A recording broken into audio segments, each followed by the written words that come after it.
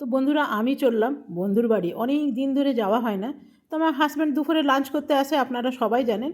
তাই ভাবলাম হাজব্যান্ডের সাথেই বেরিয়ে যায়, হাজব্যান্ড অফিসে নেমে যাবে আর আমি চলে যাব। আর আগে না আমার এই বন্ধু অনেক এই দিকেই ছিল, বান্ধবী আর কি, এই দিকেই ছিল।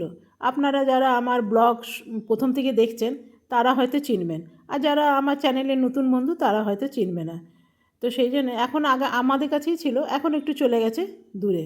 তো আমি এখন পৌঁছে গেছি, ওই যে দেখুন দাঁড়িয়ে আছে, আপনাকে দেখায়।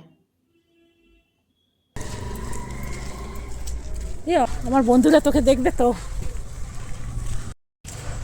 এই যে আমাদের চেনা পরিচিত, আগে ছিল ওইদিকে, দেখছিস, আগে ছিল ওইদিকে, এখন এইদিকে চলে এসছে। তো চলুন।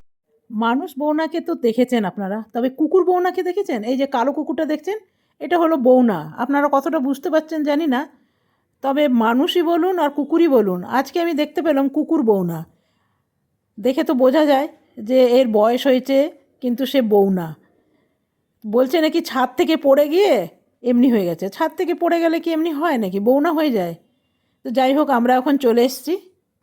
আর আমার এই গোপুসোনা, আগে যখন এরা এইদিকে থাকতো না, তখন আমি এই গোপুসোনাকে প্রায়ই আদর করে যেতাম। আর এই গোপুসোনাকে আমি এদের দিকে দিয়েছিলাম, তো সেই জন্যে আমি প্রায়ই আসতাম, আদর করে যেতাম। তো অনেক দিন গোপালকে দেখা হয় না জানেন, তো সেই জন্যে ভাবলাম আজকে গোপালকে দেখে যাই। আর এই যে দেখুন পুচকি রানী, পুচকি রানী আগে ওইদিকে থাকতো, প্রায়ই আগে আমাদের বাড়িতে আসতো। তো এখন আর আসে না। এর নাম হলো আরাধ্যা, ভালো নাম। তো চলুন, দেখে নিশ্চয়ই আপনারা বুঝতেই পারছেন। আর এখন সন্ধে হয়ে আসছে, এরপর চলে যাব আমি বাড়ি।